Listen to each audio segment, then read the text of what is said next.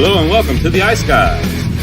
This is the show that takes you into the world of the National Hockey League. Every game, every day, from a betting perspective.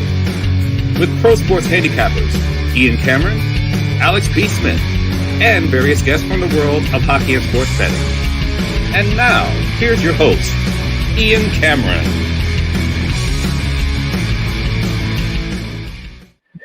Welcome to the Ice Guys, Sunday, December 17th. Ian Cameron solo today on the show, ready to break down the Sunday NHL card. 5 games on tap. Let's do a quick recap of Saturday's action before we get to today's 5 games on the Sunday slate. It was a busy Saturday. It started in the afternoon, and getting the day started on the right foot, if you will, with the draw, which I was on with Vancouver and Minnesota. The Wild get it done, a 2-1 shootout win over the Vancouver Canucks. Pretty good goaltending, pretty good defensive play from both squads, and the Wild end up getting a 2-1 victory over the Canucks yesterday in that shootout victory. The Winnipeg Jets 6-2 over Colorado, a late scratch Cale Makar in that game, but as important as he is and as great a player as he is, you would still like to see Colorado play a little bit better in that spot. They were unable to, and obviously it was a great win for the Jets, 6-2. They are rolling. They've now passed the Colorado Avalanche in the Central Division with that 6-2 victory. So the Jets playing some really good hockey right now. The New York Rangers, courtesy of 2 Vinny Trocheck goals, come back to beat the Bruins 2-1 in overtime. A very nice comeback win for them in that one. New Jersey 6-3 over Columbus. We were on the over in that game, so very good to see that as they pretty much control proceedings. A huge night for Jack Hughes, one of many that he's had, one of many more that I'm sure he will have in the future. The Philadelphia Flyers, this shutout pitched by Samuel Ersson in a 1-0 win over the Detroit Red Wings last night in that game. The Montreal Canadiens survive, although they were up 4-0 after 2. The Islanders made a very hard push in that third period, got it to 4-3, but the Canadiens hang on. They close it out with an empty netter, and they survive with a 5-3 win. Nearly a miracle comeback winner with the draw, kind of like what we had with Toronto and Columbus on Thursday night, but not quite. It falls just short, but what doesn't fall short was the over in that game, which was my best bet on the show yesterday. So it's nice now to finally get a couple of best bet winners in a row. Maybe some momentum starting to build after that ridiculous skid with those. All right, next up, we've got Nashville. They beat Washington 3-1 last night. Just a solid workmanlike effort from the Predators. Saros very good in nets. It's been a very good run for UC Saros in between the pipes lately for the Predators. He was very strong again last night. The Toronto Maple Leafs, man, probably the performance of the day, performance of the night. I mean, stomp an absolute mud hole in the Pittsburgh Penguins, 7-0, all over Pittsburgh in that game. Just dominance from really the entire team. I don't think anybody had a bad night. Martin Jones was very good in net. Everybody up front was good. I think for the 2 new Toronto Maple Leafs, Tyler Bertuzzi and Max Domi, I think collectively, the 2 of them combined, that was probably the best game they've had this season for sure for that Leafs team. And of course, it goes without saying what Matthew Knies was able to do with the Gordie Howe hat trick, the goal, the assist, and the shocking fight, the rare fight, his first ever fight last night, sticking up for his line mate Max Domi when he got hit into the boards. Very impressive. That's leadership. That shows you're a good teammate. That shows you care. Just everything you love about that. No question from the kid, Matthew Knies, and just dominance from Toronto. And for Pittsburgh, that's hideous. That's awful. And to think that the dads were there for the dad's trip for the Pittsburgh Penguins, that Kyle Dubas was making their GM and president of hockey ops, was making his first return to Toronto since taking the Pittsburgh job. And that's the way you played. That's the effort you rolled out there on the ice. You shit the bed, basically, last night to that extent. Absolutely atrocious job by the Pittsburgh Penguins. They deserve to get roasted for that. That is absolutely awful from the Pittsburgh Penguins last night in that game. And Mike Sullivan, he was at a loss for words. He could barely put a couple of words out there to the media after that loss, and I don't blame him. I mean, it was just awful performance all around by the Pittsburgh Penguins. St. Louis now 2-0 under Drew Bannister. A little bit of a slow start. They were down 2-0 early to the Dallas Stars, but they come back. They win 4-3 in overtime against the Stars, and I should have been on Jordan Kyrie's props. All the shit he's gotten for his comments about Berube getting booed the other night by the home fans in St. Louis. I figured, it's the perfect spot for him to step up and score a goal probably, and he sure did that last night against Dallas, getting them on the board. He scored their second goal in that game. I had a 3-point night as well for Kyrou. So maybe that's a sign he's ready to get things going again. And the Blues now 2-0 after the coaching changes. They take care of the Stars 4-3. Another first period over for the Dallas Stars. It's the gift that keeps on giving a week out from Christmas right now. Those first period overs for Dallas continue to roll in. Arizona shuts out Buffalo 2-0. Really ridiculous of me not to be on Arizona in that game. When we saw it coming from a mile away, off a loss, that's when you want to back Buffalo.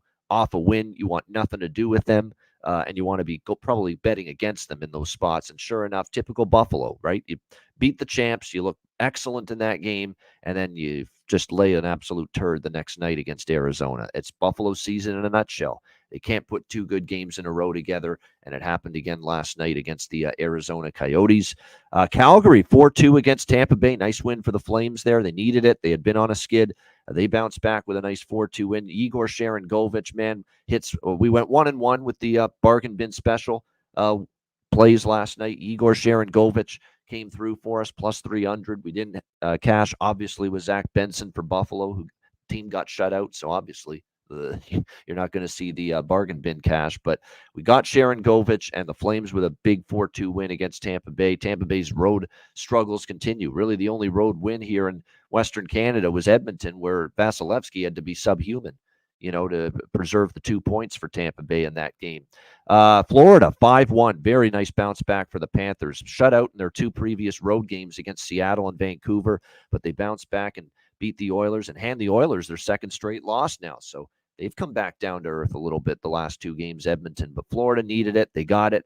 And I say, if you like Florida to win a game moving forward, don't just bet Florida. Bet Verhaeghe and Reinhart, honestly, to score a goal. Now, Verhaeghe got two. I thought Reinhart got the third goal, but no, they changed it to Barkov. He didn't touch that puck, so never mind. But still, Verhaeghe and Reinhart, goal props, I kind of like that when I look in that direction. But yeah, as far as that game goes, great job by Florida. And then the LA Kings, man, this game really frustrated me, this game, because LA dominated this hockey game.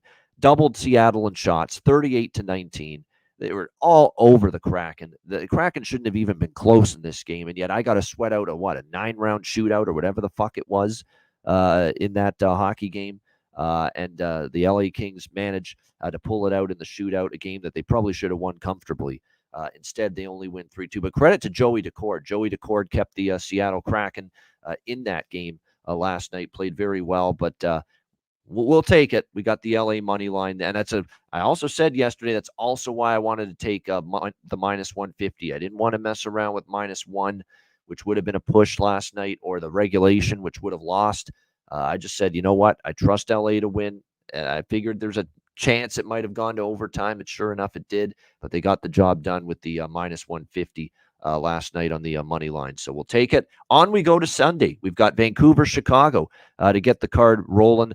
3 p.m. Eastern, puck drop in Chicago. We've got the Vancouver Canucks minus 220, road favorites, 6.5 the total in this game. Vancouver off the loss yesterday to the Minnesota Wild. It is back-to-back on the road for the Vancouver Canucks going into this game. Certainly a rest advantage for Chicago, but Chicago is coming back off the road trip, albeit only 2 games, so it shouldn't be that taxing against Edmonton and Seattle. They've lost 3 in a row, just 2-7 in their last 9 games, so it's obviously been a struggle for the Chicago Blackhawks. The offense has really dried up, 4 goals in the last 3 games combined, and, Rick Tocchet went with Casey DeSmith yesterday, so saving Thatcher Demko for today, that's probably not a good thing when you're looking to try to bust out offensively. And Chicago, which has already been hard-pressed to score goals lately, definitely not going to get any easier against a guy that's probably in the Vezina Trophy hunt right now. And Thatcher Demko has been absolutely outstanding.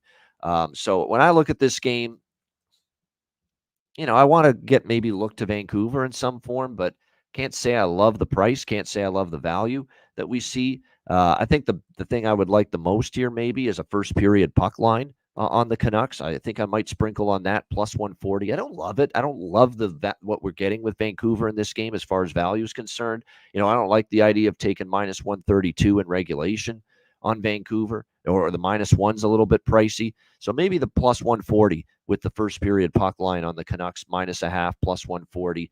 That is something I might put a few bucks on. Other than that, not a whole lot. I also probably would lean to the team total for Vancouver, over 3.5, minus 116. If it's Soderblom in net, I certainly will probably add the team total because he's been atrocious lately. He's really had a tough time fighting the puck, fighting with his confidence right now. If it's Mrazek, I still might bet it, but I wouldn't like it nearly as much. So let's call it lukewarm leans here with the Canucks first period puck line minus a half, plus 140, and also the team total on the Canucks over 3.5, which I will like more, obviously, if we see Soderblom in net for the Chicago Blackhawks. By the way, I should point out, Vancouver's beaten Chicago 4 straight times, and all by 2 goals or more. So I'm not a big full game puck line guy, but if there's a time maybe to look in that direction, could be this time. So Vancouver minus 1.5, plus 116. Maybe I split it up with the first period and full game puck line, because you're right. Canucks have, they've won 4 straight and they've all been by 2 goals or more. So they've been able to beat this Chicago team by margin. So we'll see how it goes, but those are the ways I'm leaning here in this game. And props, the only thing I'm really interested in here. It's not a big prop game for me because could be one of those games where the goals are not as plentiful. But we've talked about it with Mikheyev and Lafferty and Höglander. Those 3 guys have been a little undervalued lately based on their spot in the lineup. I still think Donato is probably not a bad option because he's moved up with Bedard and Kurashev on the top line. But there is one I do like, Anthony Beauvillier, former team angle for Chicago, playing on the second line. His first game against Vancouver since that trade just recently. And they dealt him away because, you know what, they wanted to get a little cap space. So that should motivate you if you're Beauvillier. I mean, they basically treated me as a cap space dump, a salary cap dump in that trade to Chicago. So if I'm Anthony Beauvillier, I'm coming to play here against Vancouver. They basically dumped me because they needed cap relief. So we'll see what he brings to the table. But angle-wise with the situation, makes sense maybe to sprinkle on Anthony Beauvillier here in this game to score a goal. All right, Washington, Carolina. Rest of the games are at tonight. We've got Carolina minus 230, home favorites, 6 the total. This is a game where I like the Carolina first period puck line. I do. Very disheartening loss against Nashville. They had a strong start, but defense let them down. Goaltending let them down. Antti Raanta was just terrible. And the big news yesterday, Antti Raanta placed on waivers by the Carolina Hurricanes. I expect him to clear waivers. I don't think anyone's going to be picking him up. I think he should probably be clearing waivers in the next couple of hours. So that's an interesting development. Again, this is being done for cap reasons, and they want to free up some space. Carolina, cap considerations is part of it. The other part of it is, look, he's just not been very good, Antti Raanta, lately. So it's a dual situation here as to why he ended up being placed on waivers. So Pyotr Kochetkov, with obviously Freddie Anderson out indefinitely, Pyotr Kochetkov becomes the guy now for Carolina at this point in time. They've called up from Norfolk of the ECH, and not the AHL, from the ECHL. The Carolina Hurricanes have called up Yaniv Peretz here from the AHL. 5-6 with a 2.38 goals against average and .916 save percentage in the ECHL, the East Coast League. So again, that's 2 levels down. It's not just 1 level down; it's 2 levels down from the National Hockey League. So, we will see how he. He's not going to get in unless there's an injury to Kochetkov. We will see Kochetkov here today, but it'll be fascinating if he were to have to come into the game for some reason. But it's a tough spot for Washington. They lost last night to Nashville. 3-1. It's a back-to-back now for them. They're going to, I believe, go with Kemper in net because it was Lindgren last night, and we know Kemper's had a tough time this season. 3.13 goals against, .892 save percentage. So I think it's a good situation for Carolina to win this game. I mean, I lean to the full game puck line, but these Carolina games, they don't always win games by more than a goal. I prefer the first period here more than anything here. You can get -0.5 plus 130. with the Carolina Hurricanes in the first period puck line. So that's basically the way I would go about it here in this game. Stefan Nason I'm going to go back to the well with him. He's on the top line. He had 2 points in the game against Nashville, including a goal, 3 goals in the last 5 games for the Hurricanes. Very undervalued player at the moment, Steph Nason. As far as player props go, getting that top line role with Sebastian Aho and Seth Jarvis, and you can get Nason here at plus 320 at FanDuel to score a goal here in this game. So great value there. My favorite prop in that game for sure. All right, next up, we continue along. Anaheim, New Jersey. Devils minus 270, home favorites. The total here, 6.5, shaded to the over in this game. I mean, at one of these times, you'd just love to be able to take a shot here with Anaheim when they're in these favorable spots. And this is no doubt a favorable spot. They've got the day off between the Ranger game on Friday and this game. You've got New Jersey coming back from Columbus for a back-to-back here in this game. I mean, just one of these times you'd like to see Anaheim step up and take advantage of one of these situations, but they just they can't get out of their own way right now. It's just been an awful, awful stretch of hockey. 1-10. 1-10 for Anaheim now in their last 11 games. So it's not a great New Jersey spot, but you're talking about an Anaheim team. You got to trust them to win this game, and it's hard to trust them right now. New Jersey's won 3 straight games head-to-head against Anaheim. You go back further than that, they've also won 3 straight here in Jersey against the Anaheim Ducks. So it's just very, very difficult to get involved with Anaheim right now. There's just the defensive play has been subpar. The goaltending's been mediocre. They've given up 13 goals in the last 3 games combined. That's not exactly what you want to see. The problem is here when you look at trying to back Jersey in some form, you're talking about a big favorite. Talking about the team total here being over 3.5 at almost minus 160. So it's just very difficult to find value here in this one. So we'll see. Devils have been slow starters at home. Ducks puck line in the first period for John Massey. That's puck line. That's not money line. Is that like minus a half puck line? Wow. Or no, he might be playing it safe. He might be going with plus a half, minus 140. With the Anaheim puck line. I think that's what he means, the plus half a goal with Anaheim in the first period. I don't fault you for based on the spot, but just very difficult. He's going for the big score, minus a half in the alternative puck line here for Anaheim in this game. So, yeah, you know what? I get why you're doing it. It sets up nicely for Anaheim. Right? This game schedule-wise sets up very, very nicely for the Anaheim Ducks, but are they good enough to capitalize on it? That's the thing you got to ask yourself here. Yeah, minus a half with Anaheim's like plus 240, plus 250. That's the price I'm seeing here with the Anaheim Ducks. I might sprinkle on that. I just might. Never mind the money line. The money line's a good price, and obviously if the game's tied after the first period, you have the security of getting a push. If you take Anaheim plus 176, you know what I'm going to do? I'm going to sprinkle on both, just tiny bets. Plus 176 Pinnacle. Minus the minus a half plus 250. The New Jersey goal differential in the first period is a little bit, it's not Columbus bad, but it's not great, and they're coming off that big win last night. So, don't trust Anaheim for the full game. I agree with that sentiment fully, but maybe in that opening period, they stunned the Devils a little bit for sure. So I think based on the spot, and doesn't this team have to be at some point, desperation has to set in for Anaheim? You're one bloody win in the last 11 games. And I know they missed Mason McTavish, but, I think at some point, you've got to see this team bring that urgency early. I think they might here. Actually, I thought their first period against the Rangers was okay the other night.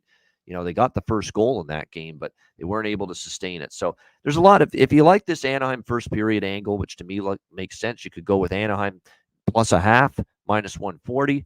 To really be safe, where a tie cashes your bet in the first period. You could go with the money line plus 176, or you could go with the a little bit more bold look, and that's the minus a half at plus 250 in the first period with the Anaheim Ducks. But I do think it's worth a look here, just in the first period, because New Jersey has had the slow starts, and Anaheim at some point, you got to try to stop the bleeding here and get back and get off the schneid. We'll see if they can do that here in this game against the New Jersey Devils. Don't have a lot here as far as props go in this game, really. The New Jersey Devil lines have been set right now. Other than Hughes, I mean, you could make an argument that every time you get the opportunity with Jack Hughes, over 1.5 points. It's hard to ignore that right now. He's just been on fire for the Devils. All right, San Jose and Colorado. We've got the Colorado Avalanche minus 300 home favorites here against the Sharks. The total in this one, 6.5, shaded to the under. Certainly, we've been rocking the Sharks in the draw lately in games involving the Sharks. Do I want to take it tonight? I know I don't want to lay minus 300 with Colorado. I know I don't really want to take Colorado right now. I know they had those 2 wins against Calgary and Buffalo, but that was a pretty wretched game for them last night against Winnipeg, 6-2 loss. Now on a back-to-back, Cale Makar being out obviously is huge, lower body injury, so we'll see if he's back here on a back-to-back situation against the Sharks. Georgiev and Blackwood, by the way, your goaltending projections, but nobody confirmed. I should point out Gibson and Vanacek are the goalie projections for the Ducks and the Devils game that we just talked about. When I look at this here, San Jose, Colorado, I don't know if I have the guts to say San Jose wins this game, but the draw, I'm interested with these two teams. If you actually look at it, Colorado's had a tough time with San Jose, even though they've won 7 straight meetings over the Sharks. 2 of those have gone past regulation. You look at last year in April in San Jose, it was 4-3. Colorado in overtime. Earlier this year in San Jose, it was 2-1 Colorado in a shootout. And the guy that was incredible in that game, Mackenzie Blackwood, should be in net. So that's really what I like more than anything here, is the draw. Maybe San Jose can win. I don't want to worry about that because the one thing about San Jose is they haven't beaten Colorado in 7 straight. And in those 2 overtime shootout games recently, Colorado won them both. I know I've had San Jose and the draw multiple times in their recent games, but I think in this game tonight specifically, I'm just going to stick to the draw here at +4. Holy shit, +440 at FanDuel. Yeah, I'm definitely betting that. At that price, you're going to give me a Sharks and Avs draw +440. You're talking about 2 of the last 3 meetings between these squads have gone past regulation. A San Jose team that's gone past regulation 3 of the last 5 games. All 5 recent San Jose games have been 1-goal games as well. So not only 3 of the last 5 San Jose games have gone past regulation, but you had the Winnipeg game, which was 2-1. That nearly got to overtime. The 1-0 game against Arizona on Friday night, that game nearly went to overtime. So, yeah, I'm crazy. Hey, if cash and draws left and right, Barry, makes me crazy, then I'm happy to be crazy. Let's put it that way. It's been very good for me and my NHL bankroll with the draw bets this year for the most part. So I'm going to go with the draw here, +440 for a small bet. Nothing really more other than that. Remember, Mackenzie Blackwood was just heroic, Marty Brodeur-esque in the previous meeting between these 2 teams. We'll see if that continues here between the Sharks and the Avs. But that's about it for me. Just to look toward the draw in this one. I lean over, but I don't love it here in this game. And as far as the props go, look, Jonathan Drouin, keep an eye on him. He scored last night. He's on the second line. That's interesting to note. Nichushkin, McKinnon, and Rantanen. Maybe you sprinkle on this college kid, too, Ben Myers. Ben Myers is a kid that he's been in the AHL mostly this year. He took over Tatar's spot last night after Tatar got dealt to Seattle. He's on the second line, which had been Thomas Tatar's spot, playing with Drouin and with Ryan Johansson. So if you're looking for value there's someone that's all of a sudden popped his way into a top 6 forward role for the Colorado Avalanche. And you can get Ben Myers tonight at +800 to score a goal for the Colorado Avalanche in this game. So why not putting a couple of bucks on that second line? Take advantage. Books haven't adjusted. Books have no clue, clearly. This guy's on the second line with Johansson and Drouin for the Colorado, and you can get +800 on him at FanDuel to score a goal. These are the situations we love. These are the situations you can't wait to have these presented to you as far as betting goal scorer props in the NHL. So definitely we'll take advantage of that price, no question, with Ben Myers tonight for Colorado. All right, next up, let's go to Ottawa and Vegas. We've got Vegas, a big favorite here, -185 home favorites against the struggling, reeling Ottawa Senators, who can't get out of their own way right now. 6.5 the total in this game. This is a really, really tough one. This would be a lean to the draw by default. I don't want to lay this price with Vegas. They have not had a very good week, the Vegas Golden Knights, to be honest with you. I mean, they lose to Buffalo 5-2 at home on Friday night. The wins against Calgary and San Jose in overtime and a shootout, respectively, in those games were very unimpressive. They just haven't been at their absolute best here, the Vegas Golden Knights in recent games, not dominating opposition. And that's what you need to be doing if you're going to be someone I even consider looking at as a favorite in this price range. That being said, Ottawa, 3 of their last 4 they've lost, 3 straight losses, disheartening losses because they didn't play well against Carolina. They really didn't play well against St. Louis. They were outshot like 12-0 to begin that game against the St. Louis Blues. And then they start strong against Dallas. They have multiple 2-goal leads in that game, and they just cannot close the door and win that game, losing 5-4 to the Dallas Stars in that. Yeah, I would lean over here. I agree. I don't love it because I worry about that game when Vegas tightens it up and gets back to, hey, we got to start defending the way we know we're capable of. And then you start to look at series history between these two teams, and we've seen 1-2, 4-2 to the under. Every recent head-to-head meeting in Vegas has gone under with these two teams, 4-1, 2-1, 3-2. So again, it's a lukewarm over lean for me, but nothing I'm overly excited about. Let's put it that way. And I'm not excited about backing either of these teams right now. I don't trust the Golden Knights, with the way they've played the last few, and I certainly don't trust Ottawa right now. And Ottawa hasn't had much success in Vegas, if I'm not mistaken. Well, they've been dominated by Vegas, 9-1 for Vegas in the last 10 meetings against Ottawa.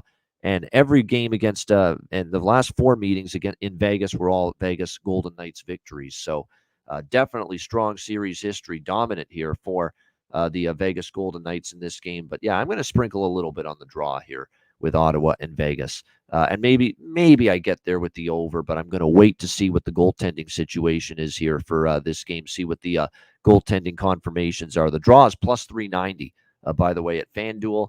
And the goaltending for this game tonight, we're projected to see Jonas Korpisalo for Ottawa, Logan Thompson for Vegas, but nothing confirmed as of yet in either of these respects. And then for props here, not a ton for me in this game, although I will point out for Ottawa, there is someone that started to heat up, and we know Stützle's been pretty consistent. We know what you're going to get most nights from Brady Tkachuk, no question about that. And Josh Norris, has 3 goals in the last 5 games, 3 points in the last 5 as well. But someone that's really starting to ramp it up for Ottawa is Drake Batherson. 2 goals against Dallas. He's on a pretty solid point streak right now where he's collected at least 1 point in 7 of the last 8 games for the Ottawa Senators. So maybe some Batherson looks here as far as props go. And then for Vegas going into this game tonight, you want to keep an eye on I would say keep an eye on Chandler Stevenson. Chandler Stevenson has started to wake up a little bit. 5 points, 3 goals in the last 4 games for him. So he's probably the most appealing, value-laden player prop for Vegas here in this game tonight based on his recent form. All right, great stuff. Shout out to everyone in the chat. 121 live viewers on YouTube. Hit the like button. We appreciate it very much. Yes, thanks for the update, Dustin Wolf. Absolutely. So Dustin Wolf sent down by Calgary. That's the right move. If you're going to waste his time and not start him more often here at the NHL level, sending him down is the right move, in my opinion. All right, reminder, patreon.com/iceguys. As of yesterday, actually, I shouldn't say that. As of yesterday, we are going to keep the Saturday, Tuesday, Thursday daily card, sides and totals, and the player props card. We've been obviously posting it on YouTube on the community tab every day for the last several weeks since the subscription options and the ability to be a member, a paid member on the YouTube channel got deactivated. We've been posting because we know there's been people that re-upped in November and their 1-month subscription obviously carried over. So for that reason, we've been posting the daily card and the player props on the community tab still. But as of yesterday, the Saturday, Tuesday, and Thursday, the 3 busy days of the week, those 3 days, we will only be able to find the daily card and the player props card on Patreon. Okay, at patreon.com/iceguys, just $10 a month for members only. For the people that are paying, as Patreon members. It's only fair to them that the card is only available to them on those busy days. So on the Monday, Wednesday, Friday, the lighter days on the slate, we will still post the card until the end of the year on the community tab on YouTube. And then once January 1st arrives, all 7 days of the week, the card and the player props will only be available and posted to Patreon members on the Patreon page, patreon.com/iceguys. So we can't stress this enough. If you love seeing the daily card and player props and all that posted daily, that's where it is, patreon.com/iceguys. Yeah, Trisha, we really wanted to get everything moved more toward YouTube, and then they dropped the hammer on us for, I don't know, copyright reason, I don't know, something. They've basically taken away our ability to have a membership plan here on YouTube. So we've, at least at the moment, got to go all the way back to Patreon. So in the new year, everything is going to be Patreon for the members-only content. The daily card, the player props, the goalie charts, totals charts, power ratings, all the bonus videos, bonus shows, bonus live betcasts, impromptu live betcasts that we will be doing starting in January. Those will be Patreon members-only events. So again, make sure you check that out. And again, when I say live betcasts that are Patreon only, starting in January, those are additional betcasts. There's still going to be the 1 and 2 betcasts every month, 1 betcast in January, and then 2 betcasts every month starting in February. That'll be open to the public, free for all. Everyone will be able to participate in those, but we will have the odd impromptu live betcast just for Patreon members as well, starting in the new year. So patreon.com/iceguys, just $10 a month. And again, check out the Ice Guys store as well, iceguys.myspreadshop.com. All right, let's get to bargain bin special of the night. I'm going to give you 2 again, and it's just 2 really good ones. And I'm going to go to Carolina, Stefan Nason, plus 320. For the Carolina Hurricanes, playing on the top line with Aho and Jarvis. He scored in the last game for the Hurricanes. Great price for a guy that's obviously been fine in the back of the net. Plus 320, Stefan Nason for the Carolina Hurricanes. That's my first of 2 bargain bin special of the night selections. The other one, I'm going to go to that San Jose, Colorado game, and I'm going to Ben Myers. I am going real deep into the bargain bin with this one. He's on the second line with Johansson and Drouin. It's a line that scored for them against Winnipeg last night. Drouin got the goal. You're talking plus 800 at FanDuel for Ben Myers on the second line. That is what I call tremendous value right there for someone playing in a top 6 forward role. So there's your 2 bargain bin specials of the night for me. Stefan Nason, Carolina Hurricanes, plus 320. And Ben Myers, Colorado Avalanche, plus 800. For my bargain bin specials of the night on this Sunday card. All right, and lo and behold, hell is frozen over because we're finally on a little best bet hot streak now. The last couple of nights with back-to-back winners with the best bet. This is challenging for me to come up with a best bet tonight. There's nothing I really, really love, honestly, on this card, side or total. So it's a little difficult. It's a little tricky. But I will go with, as far as the best bet for this game tonight, or for this card, let's go with that Carolina first period puck line. Let's do that. You got Washington on a back-to-back. Carolina wanting to get the awful taste of that 6-5 loss where they squandered the lead, lost in OT to the Predators. Rest advantage. Expect a good start for Carolina. Expect Pyotr Kochetkov in net, who's played a lot better here the last couple times we've seen him in net. I think it's a reasonable chance to see Carolina get the lead after the opening 20 minutes. So Carolina Hurricanes, -0.5, plus 136. First period puck line against Washington. That is going to be my best bet here for this Sunday NHL card. And that'll wrap up this edition of the Ice Guys. Thanks to everyone in the chat for joining us. Hit the like button on the way out. We appreciate it very much. A reminder, the Ice Guys is live 7 days a week, Monday to Friday, 2 p.m. Eastern, Saturday and Sunday, noon Eastern. If you can't watch the show live, download the Ice Guys podcast in audio form on all major podcast platforms. I'm Ian Cameron. Have a great Sunday. Enjoy the games and good luck. And we'll talk to you again tomorrow on Monday. And by the way, Monday's show tomorrow will be 3 p.m. Eastern. Okay, we're 1 more week of 3 p.m. Eastern start time for the Monday show. And then after that, we should be back to 2 p.m. Eastern on Mondays for the rest of the season. So 3 p.m. Eastern tomorrow on Monday for the next edition of the Ice Guys. Enjoy your Sunday, and we'll see you again tomorrow on Monday for another edition of the Ice Guys.